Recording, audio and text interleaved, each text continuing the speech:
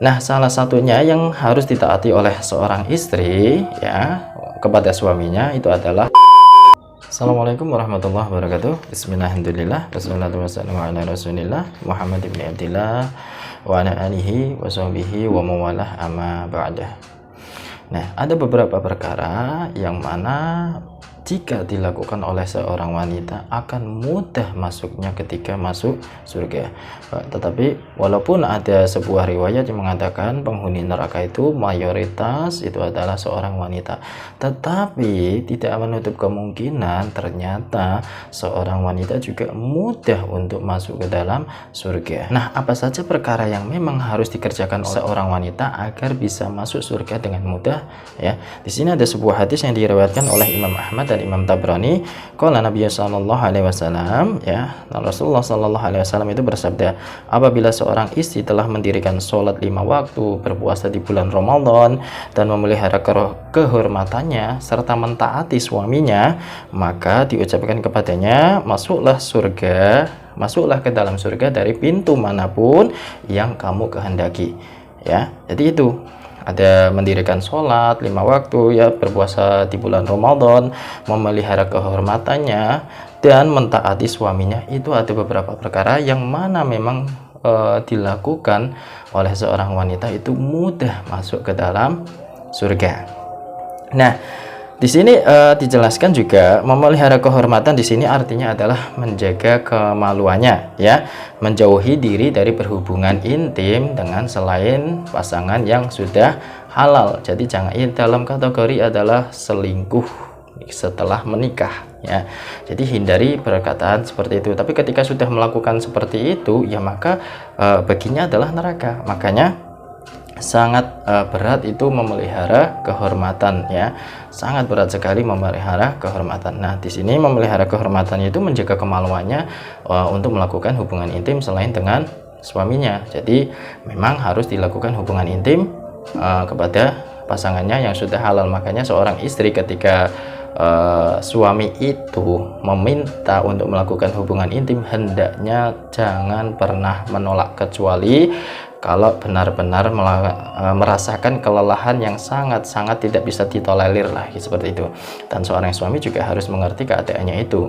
Nah, di dalam hadis tersebut juga ada mentaati suaminya. Nah, mentaati suaminya itu adalah ya dengan menjalankan apa yang diperintahkan oleh suaminya, selama dalam tanda kutip tadi perintah dari suaminya itu bagus dan tidak keluar dari syariat agama, itu harus ditaati ya.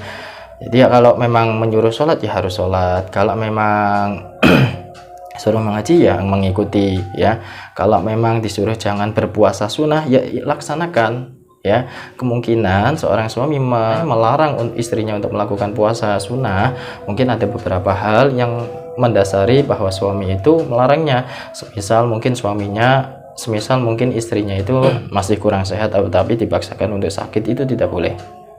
Nah, salah satunya yang harus ditaati oleh seorang istri ya kepada suaminya itu adalah ketika seorang suami meminta ajakan untuk berhubungan intim atau berhubungan badan atau berhubungan suami istri, itu jangan pernah seorang istri menolaknya. Nah, perkara ini juga ditegaskan lagi dalam hadis riwayat Bukhari dan Muslim, apabila suami memanggil istrinya ke tempat tidur dan ia tidak datang ya, tidak datang, maka niscaya malaikat itu akan melaknat perempuan tadi atau istri tadi sampai subuh. Ini juga cukup bahaya juga ya bagi seorang perempuan atau seorang istri ya. Jadi ketika menolak hubungan badan pada suaminya yang sudah halal ya, itu akan dilaknat oleh malaikat sampai subuhnya. Jadi berhati-hati untuk perempuan. Tetapi juga sebagai suami ya juga kita harus pengertian juga. Mungkin ada yang mendasari bahwa seorang istri itu menolak hubungan badan ya, atau menolak hubungan badan dengan suaminya tadi ya. Mungkin kelelahan karena bekerja ya. Kalau kelelahan karena bekerja untuk melakukan hubungan intim bisa saja, tetapi akhirnya kan tidak bisa sampai benar-benar memuaskan seperti itu. Atau mungkin ya seorang istri ketiduran saat menyusui anaknya, bisa saja ya. Jadi jangan dipaksakan pada istrinya. Jadi jangan seolah-olah itu suami itu yang paling benar ketika melakukan hubungan intim.